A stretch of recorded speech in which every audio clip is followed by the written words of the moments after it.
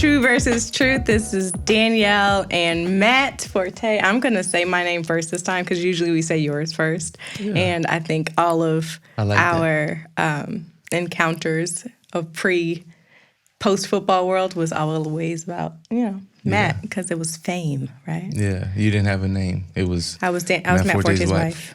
Yeah. But I'm Danielle Forte, and this is Danielle's wife. Husband. Not wife. Husband. And today we're talking about fame and money. Yeah, celebrity. The age of we're in the age of the super celebrities and all of that. So I want to talk about that, what that entails, and the pitfalls of that stuff. Because like celebrity gets like thrown on you. I'm total like anti like celebrity. Not like I don't like celebrities or people or whatever. Like they just normal people to me. But Agreed. Like people look at you and like me and they're like, just because you play ball and like, they see you on TV and whatever and they're like, you're famous. And they put that on you. Mm-hmm. Now I never bought into that where it's like you walk in there with your chest out, like, yeah, and you think everywhere you go you're supposed to get seated quickly and all that. Oh gosh. Because you will look like a clown once it's all said and done and it's over. And you go, you don't know who I am? That's like, when someone says that, by the way, that's a key word that their career is all. You don't know who I am? It's like, you're supposed to expect everybody to know who you are. Like, but anyway, a lot of responsibility comes with that. It's hard to live a normal life. I would say you have to protect a lot.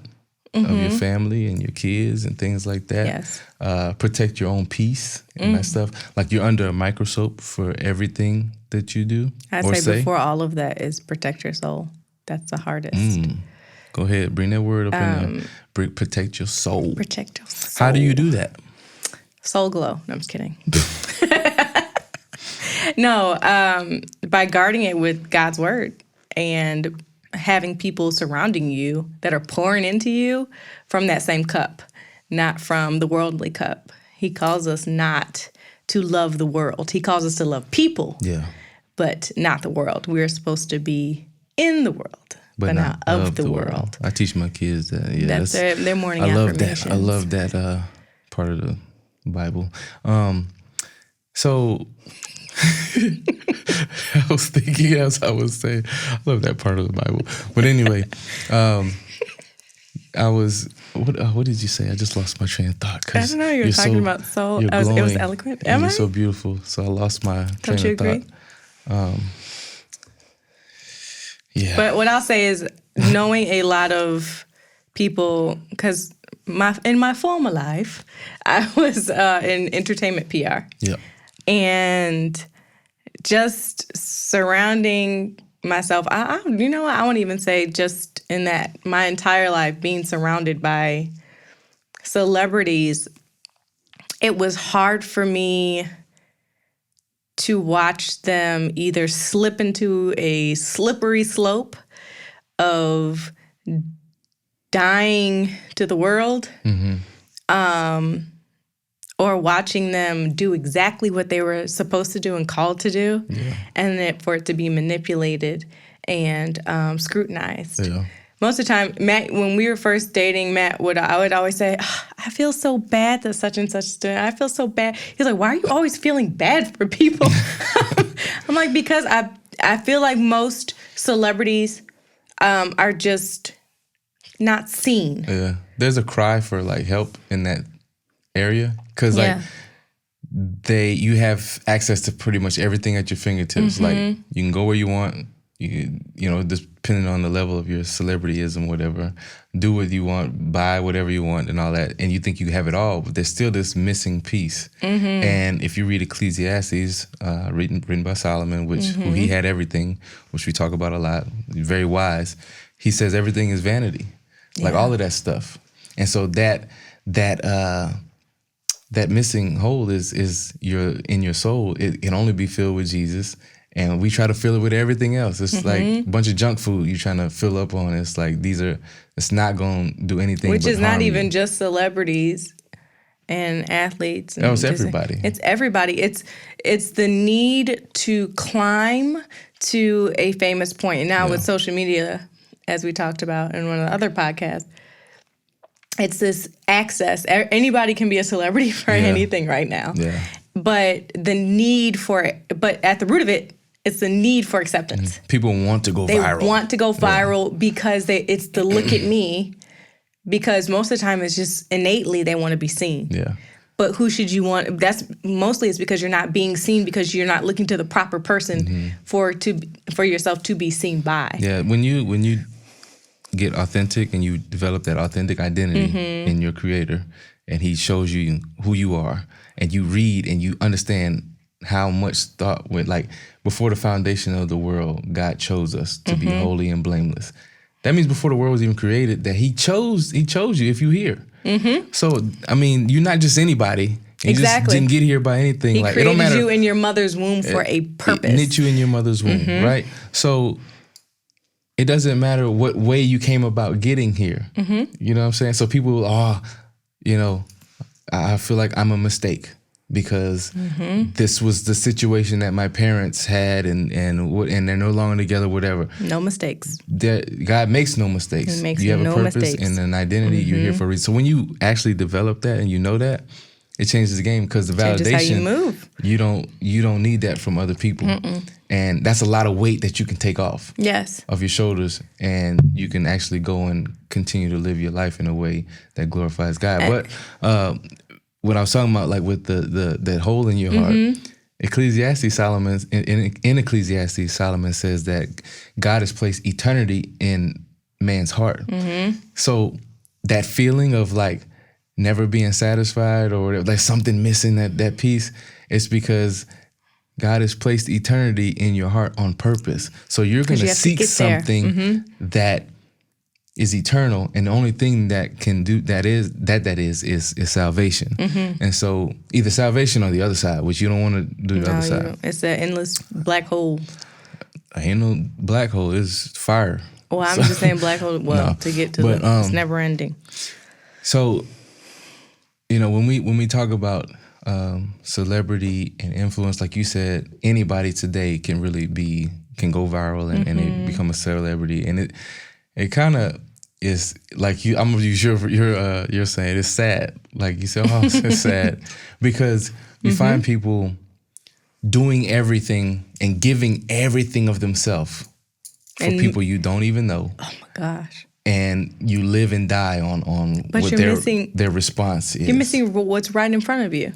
Yeah. You're missing those precious moments. Look, if I'm walking down the street, I don't think that God intended for me to pass a beautiful tree and not take notice. Yeah.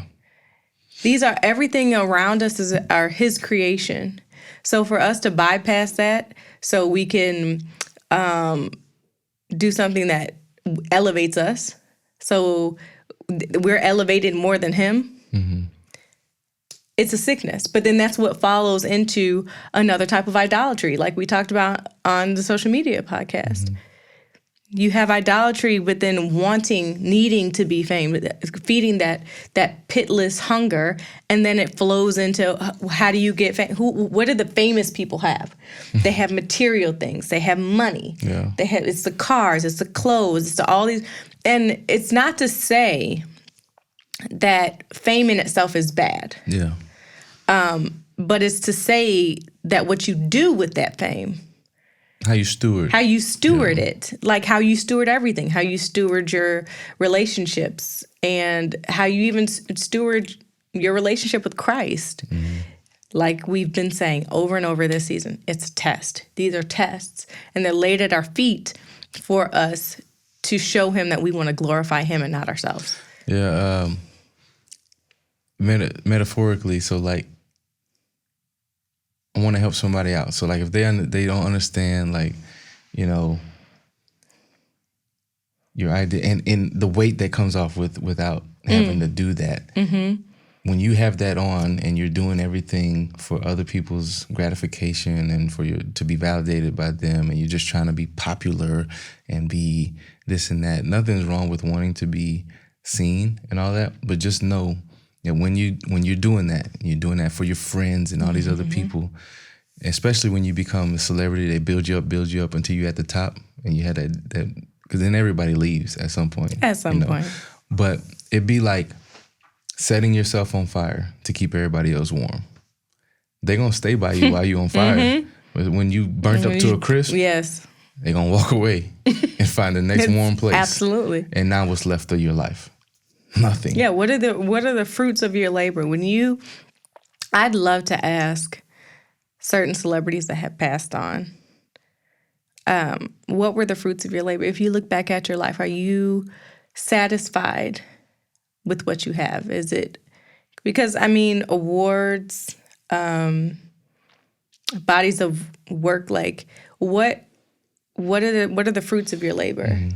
Where did that leave your personal life? Where did that leave your relationships?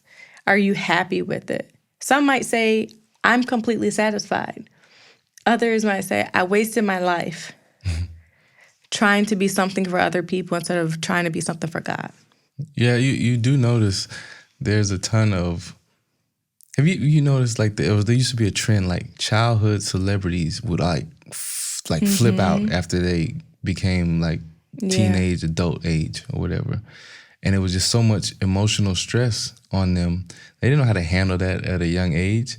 Adults don't even know how to handle it. Think about the suicide rate in just Hollywood, right, in itself. And so you mix that with trying to please everybody, trying to, and trying to feel something. Like sometimes we turn towards alcohol and drugs and other things to try to fill this spot that is empty. To say, okay, this makes me feel happy, but then your happiness, you know what I'm saying? Yeah, that's circumstantial. We always talk about joy. Joy is eternal. That's what the Lord will give you. And joy, it doesn't come when everything's going all right. It's when everything is in chaos and you still like, you know what? But God got me though. And I hate even to use that term because people just have watered that down. God got me. God got me, you know. Yeah, I'm prayed up. Yeah. What does that even mean? Like what's, but it's like these cliche things people say too, to like put a facade on what was really behind the relationship with Christ in fame has been watered down as well. Just to get up and get an award and say, I want to thank Jesus Christ. Oh, okay, when's the last time you talked to him? And if you have, great. But then they be thanking him for like a song that's got cursing and like all the wrong things in it, and God be like, I don't have no part in this. Like, why you thanking me? Don't thank me. Don't touch my name. But I guess the preface though for that is you need to. We also have to remember that God loves all people. God loves us all. We are His children, and even when we're not doing His will, it doesn't stop Him from loving us or caring. The word says that God has the ability to create wealth or make poverty. And so everything is His. He's sovereign. The whole world is His. Everything, the whole universe is His. But the providence part, which always blows me away. That's your favorite. The eternal God who has created everything literally wants a personal, individual relationship with each and every person, but specifically with me, like intentional, with you. Crazy. So that blows me away. But then also, like, we have the perspective, because this is the kingdom perspective season. We have the perspective messed up as far as what it looks like to be great. Right. In the New Testament, Jesus he omnisciently heard his disciples talking about who's great or who's the greatest or how to be great. And they were arguing. So he was like, what was it y'all were arguing about? And they didn't even want to tell him because it was talking about greatness, and they knew how great Jesus was. And he says the path to greatness is being a servant. And he was the ultimate example of that. And in James, it talks about how though he was God, he didn't consider himself, he didn't lord it over people like kings do in that day and age. And so one thing you notice is that Jesus doesn't condemn wanting to be great, doesn't condemn greatness. He's like, yeah, go be great. Be unique in what you do and be great. But let me challenge your mental. But glorify me in how you do that, because actually, the true path to greatness is by submitting to God's will and not your own. We heard the verse many times: to live is Christ, to die is gain. So like denying your flesh daily and then submitting to his will, but then serving people who need to hear the word, to see it, to see the word lived out, and then who need tangible things that you can give it to them. James, the book of James is like, in your face. Like he it's a really, corrector. It's telling you, he's like, what is it? What good is it if my brother is cold and is hungry, and you like, go in peace, be warm, and you got stuff to give to him and you don't. And he's like, that's where the faith without works is dead part comes in, and he closes it with the ultimate saying, and he's like, just as the body is dead without breath, so is faith without works dead. So, I mean, are we going to just be bodies walking around? But I do want to ask you a specific question that most people hate to talk about and run away from. But if we're talking about money as an idol, and if we're talking about fame, as they can kind of cross over, but even when we make these different things idols, how, as a person that stewards money, how do you respond to people when it comes to tithing? How do you, like, when they're saying either I just give my 10% or I'm not there yet, I'll get there? I say it's a checkbook, and it shows what you have invested most in. And it talks about it all the time in the Bible, in the New Testament especially, of being rich towards God. And we just think about like what we spend our money on, like all kinds of things. But then when someone, that you can't take when you with come to church and like, or tithing and these things, because tithing, you don't have to just tithe to the church. You can tithe to ministries that are doing the work, ministering to you, that are ministering to multiple people. So, but when we talk about the 10% thing, that was an example. Like, these are examples just for you to know why, the why, and then how. Right. And for what. But we like to take it literally. Oh, I only going to give 10% because it says, what's 10% of 2,000? Abraham gave to Melchizedek 10%, and he was the high priest, so we only supposed to do that.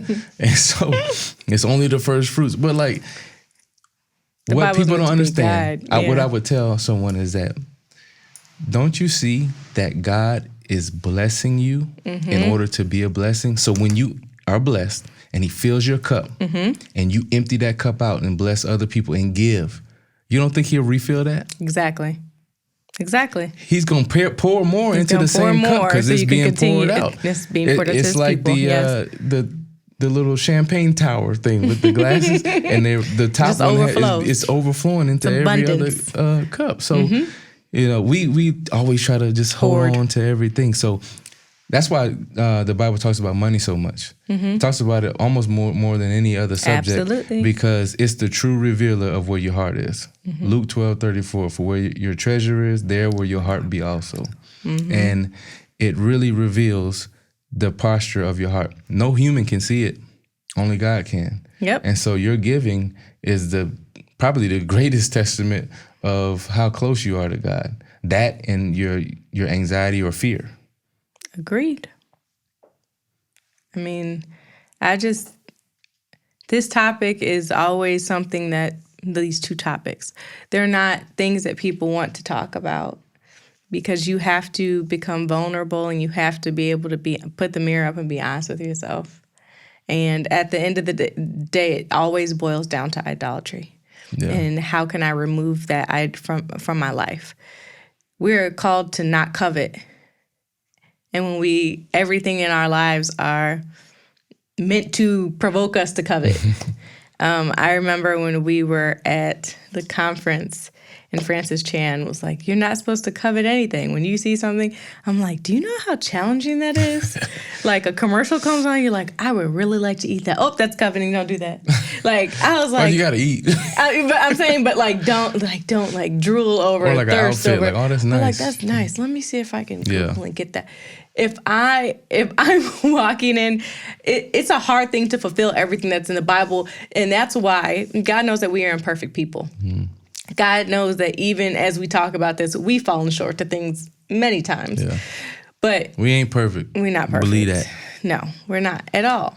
So when we're not falling to these things and not coveting to the world, once you know something, you can't unlearn it, right? Mm-hmm. So once you're aware of something, once you know better, you do better. Yeah. So it's not to say that you're not gonna fail. It's not to say that you're not gonna covet. You're not gonna I want this. Where's the growth? Yeah. Where is it when I can, let me check myself really quick.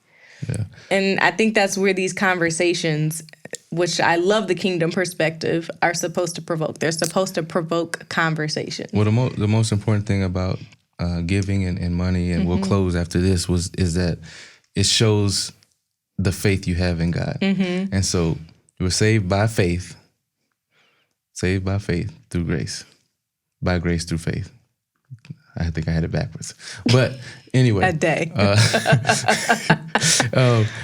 When you show faith, how many times did Jesus say your faith has saved you or your faith has made you well when he's healed someone? The faith part. So if you're not giving like you're supposed to, it's really saying like, God, I really don't trust you. I don't trust you. I don't believe you. I'm going to just give a little bit because it's telling me to.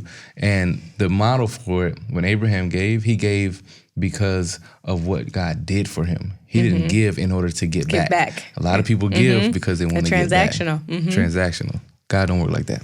But that's today's episode, and we always at the end want to offer that relationship with Christ. So if you do not have a relationship with Jesus and would like one, it's in your best interest. But if you do have one and have fallen aside a little bit, it's okay. Jesus always has room for you to come back into the pasture. So just say these words and you will be in his number. Your name can be written in the book of life. Think about that. And so I wanted to tell you that you just believe in your heart, confess with your mouth that the Lord and Savior Jesus Christ was born and suffered on the cross and died and was buried, but rose and God resurrected him. And if you believe in your heart, say it with your mouth and repeat those words and honestly, truly believe God has saved you. Welcome to the club. Amen. It's the best club you can be in.